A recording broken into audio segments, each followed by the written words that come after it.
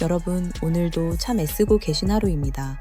하루를 마치고 돌아오는 길 혹은 잠자리에 들기 전 문득 그런 생각 들지 않으셨나요? 아니, 나는 최선을 다했는데 왜 사람들은 내 마음 같지 않을까?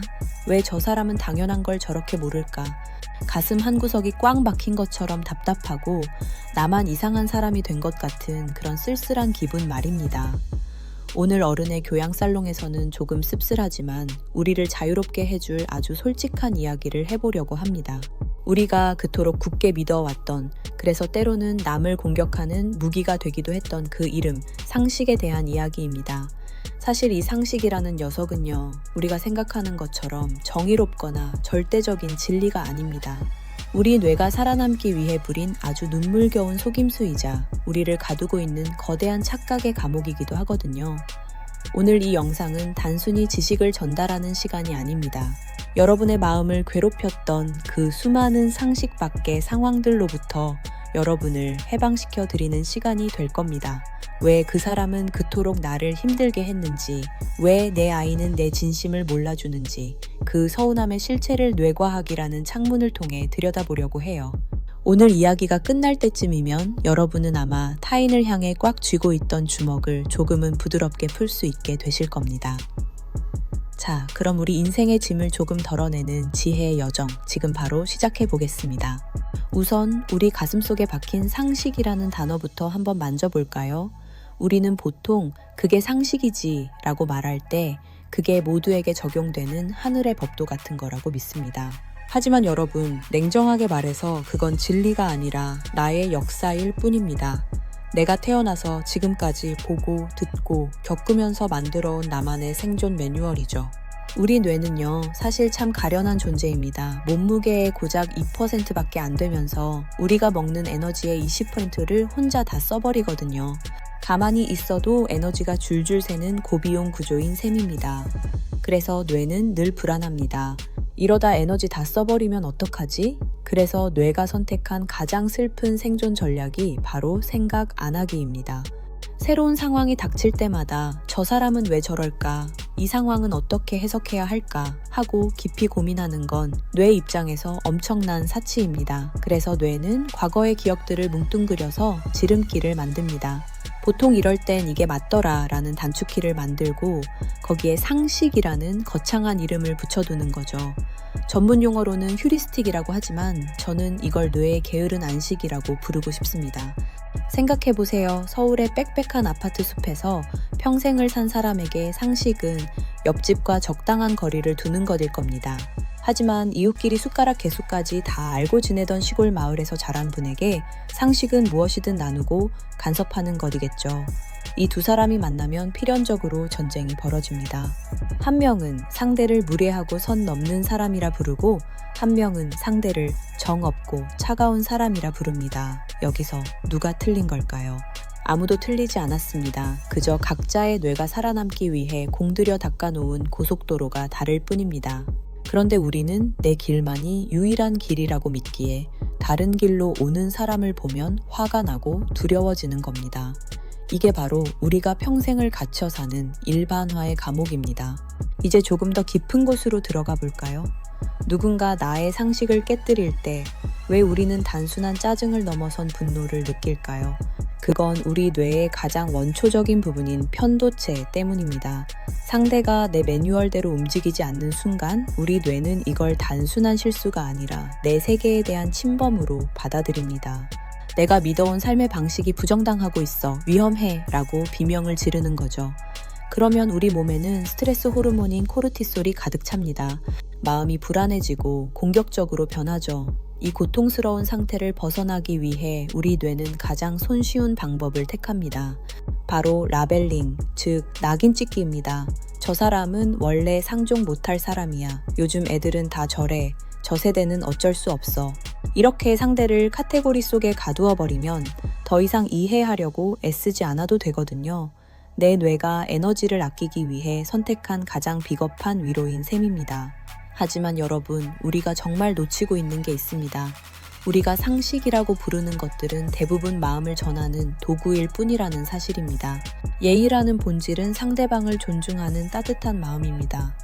하지만 그 마음을 담는 그릇은 시대마다, 사람마다 다릅니다. 우리는 그릇의 모양이 다르다고 해서 그 안에 담긴 물의 진심까지 의심하곤 합니다. 이제 정말 현장에서 우리 삶의 뜨거운 갈등 속에서 써먹을 수 있는 진심 어린 대화법에 대해 이야기해 보겠습니다. 정보 전달이 아니라 정말 그 사람의 마음 문을 두드리는 방법입니다. 첫 번째 상황을 떠올려 보세요. 요즘 가장 많은 갈등이 생기는 부분이죠. 업무 메신저나 카톡에서 쿠셔너 없이 내용만 툭 던지는 사람, 혹은 다짜고짜 자리로 와서 이상한 이야기만 하는 동료입니다. 정말 화가 나죠. 이게 상식 아니야? 내 시간은 안 소중해? 라는 말이 목구멍까지 차오릅니다. 하지만 여기서 기본 좀 지키시죠 라고 말하는 순간 상대의 뇌도 문을 쾅 닫아버립니다. 그때는 여러분의 마음의 상식으로 살짝 얹어서 전달해 보세요. 님, 제가 사실 오늘 업무가 조금 바빠서 마무리를 빨리 해야 해요. 그래서 님이 용건을 한 번에 정리해서 메시지로 남겨주시면 제가 그 질문에 대해 하고 있는 일을 마치고 제대로 답변을 드릴 수 있을 것 같아요. 님이 바쁘시지 않다면 조금 기다려 주실 수 있을까요? 혹시 급하신 업무라면 빠르게 답변 드리겠습니다. 어떠신가요? 당신이 무례해라는 공격이 아니라 우리 서로 조율하자는 제안입니다. 상대방은 무시받았다고 느끼지 않고 오히려 자신이 존중받고 있다고 느낍니다. 우리에게는 이 합리적 배려가 그 어떤 도덕적 훈계보다 강력한 울림을 줍니다. 두 번째 상황입니다. 우리의 가슴을 가장 아프게 하는 부모님과의 갈등입니다. 주말 아침마다 전화를 해서 밥 먹었냐, 뭐 하냐 묻는 부모님께 우리는 종종 날선 대답을 합니다. 아, 좀 이따 제가 전화할게요. 지금 바빠요. 하고 말이죠. 뒤돌아서면 마음이 무거워지지만 당장은 내 휴식을 방해받는 게 너무 싫습니다. 이때는 부모님의 마음을 밀어내는 게 아니라 더 좋은 연결을 위한 가이드를 드려야 합니다. 아버지, 어머니, 저랑 통화할 때 제 목소 온전히 듣고 싶으시죠? 그런데 제가 다른 일을 하다가 갑자기 전화를 받으면 정신이 없어서 정작 두 분 말씀에 집중을 잘 못하게 되더라고요. 저도 두 분이랑 기분 좋게 길게 이야기하고 싶거든요. 다음엔 전화하시기 5분 전쯤에 문자 한 통만 주시겠어요? 전화한다라고요. 그럼 아버지, 어머니께 좀 더 집중해서 전화를 받고 할 수 있을 것 같아요. 그리고 온전히 아버지, 어머니 이야기를 나눌 수 있을 것 같아요. 포인트는 진정성입니다. 내가 불편해서가 아니라 우리가 더 잘 연결되기 위해서 방법을 바꾸자는 것이죠. 이렇게 관점을 살짝만 비틀어도 관계의 온도는 1도에서 100도로 바뀔 수 있습니다. 결국 소통이라는 건 내 뇌 속에 박힌 낡은 지도를 꺼내서 이 길이 맞으니 이리로 와 라고 소리치는 게 아닙니다. 상대방의 손에 들린 지도가 내 것과 다르다는 걸 인정하고 우리가 만날 수 있는 제3의 광장을 함께 설계하는 과정입니다. 상식이라는 이름으로 타인을 재단하는 건 사실 내 뇌가 타인을 사랑하기를 포기했다는 고백과도 같습니다. 저 사람은 왜 저럴까? 라는 분노가 치밀 때 딱 3초만 멈춰보세요. 그리고 속으로 이렇게 말해주는 겁니다. 아, 저 사람의 뇌는 지금 자기만의 지도를 따라 열심히 걷고 있구나. 내가 그 지도를 조금만 같이 읽어줘 볼까? 상식은 절대적 지식이 아니라 우리 뇌의 익숙한 습관일 뿐이라는 것. 우리 뇌는 두려움 때문에 타인에게 함부로 낙인을 찍는다는 것. 그리고 갈등을 푸는 열쇠는 비난이 아닌 서로의 기능을 배려하는 대화에 있다는 것. 이 이야기들이 여러분의 마음속에 작은 씨앗으로 남았으면 좋겠습니다. 물론 내일부터 당장 성인군자가 될 수는 없을 겁니다. 또 누군가 때문에 화가 나고 상식도 없는 사람이라며 삿대질하고 싶어질 거예요. 괜찮습니다. 그게 인간의 뇌니까요. 하지만 그때마다 오늘 어른의 교양살롱에서 나눈 이 시간들을 떠올려 주세요. 아, 내 편도체가 또 에너지를 아끼려고 나를 속이고 있구나. 속지 말자. 나는 저 사람의 뇌 구조까지 보듬어 줄 수 있는 마음의 근육이 튼튼한 사람이다 라고 스스로를 다독여 주시는 겁니다. 우리가 교양을 쌓고 인문학을 공부하고 뇌과학을 들여다보는 진짜 이유는 하나입니다. 더 똑똑해지기 위해서가 아니라 더 따뜻해지기 위해서입니다. 내 생각만이 옳다는 상식의 감옥에서 걸어나와 타인의 숲을 있는 그대로 바라볼 수 있는 용기를 갖기 위해서죠. 오늘 이 영상이 여러분의 마음속에 그 용기 한 조각을 심어드렸기를 진심으로 바랍니다.